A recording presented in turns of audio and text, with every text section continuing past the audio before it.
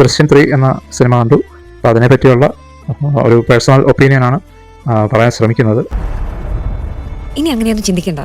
പടം കൊള്ളാമോ, തിയേറ്ററിൽ പോയി കാണാനുള്ളതുണ്ടോ എന്നാണല്ലോ എല്ലാവരുടെയും സംശയം. തീർച്ചയായിട്ടും തിയേറ്ററിൽ പോയി കാണാനുള്ളതുണ്ട്. നമുക്ക് കണ്ടിറങ്ങി വരുമ്പോൾ ഒരു സാറ്റിസ്ഫാക്ഷൻ ഉണ്ട്. അപ്പോൾ അതാണല്ലോ എല്ലാത്തിനേക്കാളും മുകളിൽ.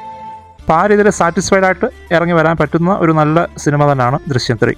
2 ഭാഗങ്ങളുടെ അത്ര എത്തിയോ എന്നുള്ള സംസാരങ്ങളുണ്ടെങ്കിൽ പോലും ഒരു നിലവാര തകർച്ചയൊന്നും നമുക്ക് തോന്നത്തില്ല. ആ ഒരു സ്റ്റാൻഡേർഡ് കീപ്പ് ചെയ്ത് തന്നെ ജിത്തു ജോസഫ് ഈ പടം നമുക്ക് തന്നിട്ടുണ്ട്. ദൃശ്യം കുടുംബ പ്രേക്ഷകരാണല്ലോ ഏറ്റെടുത്തത്. അതുപോലെ തന്നെ ഈ പടവും ഫാമിലീസുമായിട്ട് പോയി ഒരു നല്ല ക്രൗഡിനൊപ്പം ഇരുന്ന് കാണാൻ പറ്റുന്ന ചിത്രമായിട്ട് തന്നെയാണ് എനിക്ക് തോന്നിയത്. ഇന്റർവ്യൂലൊക്കെ പറഞ്ഞ പോലെ ഒരു ഇമോഷണൽ ഡ്രാമ, ആ രീതിയിലൊരു ട്രീറ്റ്മെന്റ് ആണ് പടത്തിലുള്ളത്. ദൃശ്യത്തിന്റെ ഒരു പേസിങ് നിങ്ങൾക്കറിയാം. എന്നാലും വളരെ പതിയാണ് ഇത്തവണ കഥ മുന്നോട്ട് പോകുന്നത്. ദൃശ്യം 2 പോലെ അത് ആ അവസാന സമയത്തുള്ള ഭയങ്കരമായിട്ടുള്ള കത്തിക്കൽ ഇതിനകത്ത് നിങ്ങൾ പ്രതീക്ഷിക്കേണ്ട. എന്നാലും ഞാൻ പറഞ്ഞ പോലെ നിങ്ങൾക്ക് സാറ്റിസ്ഫൈഡ് ആയിട്ട് ഇറങ്ങി വരാൻ ഫാമിലീസിനെ ഹുക്ക് ചെയ്യുന്ന ഒരു എലമെൻറ്റ് ഇതിൻ്റെ മെയിൻ ത്രെഡിൽ ഉണ്ട്. അത് വളരെ ഭംഗിയായിട്ട് ജിത്തു സെർവ് ചെയ്തിട്ടുണ്ട്. എല്ലാ ഫാമിലീസിനും റിലേറ്റബിളായിട്ടുള്ള ഒരു സിറ്റുവേഷൻ, അതായത് അത് നടക്കുമോ അല്ലെങ്കിൽ മറ്റ് തടസ്സങ്ങളുണ്ടാകുമോ എന്നൊക്കെയുള്ള ഒരു ത്രില്ല് എല്ലാവർക്കും ഫീൽ ചെയ്യും. അപ്പോൾ അതിൻ്റെ ഒരു കയ്യടിയൊക്കെ നമുക്ക് തിയേറ്ററിൽ നമുക്ക് കാണാവുന്നതാണ്.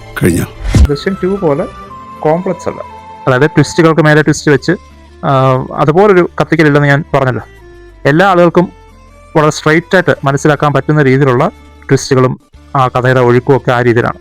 ഇതൊരു അഡ്വാൻറ്റേജ് ആയിട്ടാണ് എനിക്ക് തോന്നുന്നത്. കൂടുതൽ ആളുകളിലേക്ക് ഈ പടം കുറച്ചുകൂടി അറ്റൻഷൻ കിട്ടാനായിട്ട് ഇത് സഹായിക്കുമെന്നാണ് എൻ്റെ ഒരു പേഴ്സണൽ ഒപ്പീനിയൻ. മറ്റ് ടെക്നിക്കൽ ആസ്പെക്ട്സിനെ പറ്റിയൊന്നും അത്ര എനിക്ക് അറിഞ്ഞുകൂടാ. എങ്കിൽ പോലും എല്ലാത്തിനെയും മറികടന്നുകൊണ്ടുള്ള ഗ്രിപ്പിംഗ് ആയിട്ടുള്ള സ്ക്രീൻ പ്ലേ ജിത്തു ജോസഫ് ഒരുക്കിയിട്ടുണ്ട്. BGM ഒക്കെ അത്യാവശ്യം വേണ്ട സ്ഥലങ്ങളിൽ മാത്രം, ഒരു ഹൈ വരുന്ന സ്ഥലത്തെല്ലാം അത് കൃത്യമായിട്ട് പ്ലേസ് ചെയ്തിട്ടുണ്ട്. ക്യാമറ വർക്ക് പാർട്ടുകളിനെ വെച്ച് നോക്കുമ്പോൾ കുറച്ചുകൂടെ ഭംഗിയായിട്ട് തോന്നി. അപ്പോൾ മൊത്തത്തിൽ പടം തിയേറ്ററിൽ പോയി കാണാനുള്ള എല്ലാ കാര്യങ്ങളും അതിനകത്ത് ഉൾപ്പെടുത്തിയിട്ടുണ്ട്.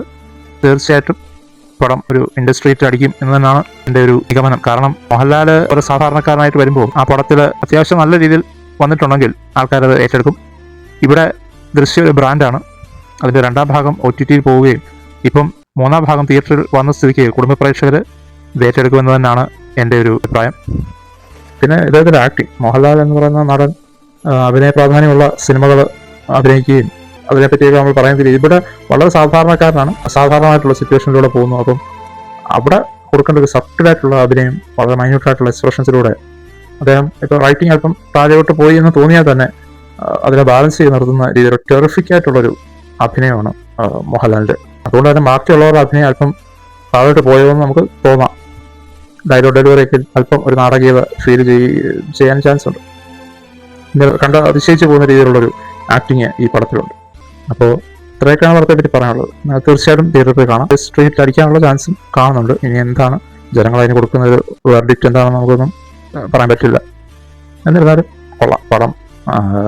ഞാൻ ഫസ്റ്റ് ടൈം ചെയ്യുന്നതുകൊണ്ട് നമ്മൾ ഇതുപോലുള്ള വീഡിയോസ് ചെയ്യാനാണ് ശ്രമിക്കുന്നത്. തെറ്റുകുറ്റങ്ങളൊക്കെ ഉണ്ടെങ്കിൽ ക്ഷമിച്ച് ചെറിയൊരു സപ്പോർട്ട് നമുക്കൂടെ തരണമെന്ന് താഴ്മയായിട്ട് അഭ്യർത്ഥിക്കുകയാണ്. Thank you.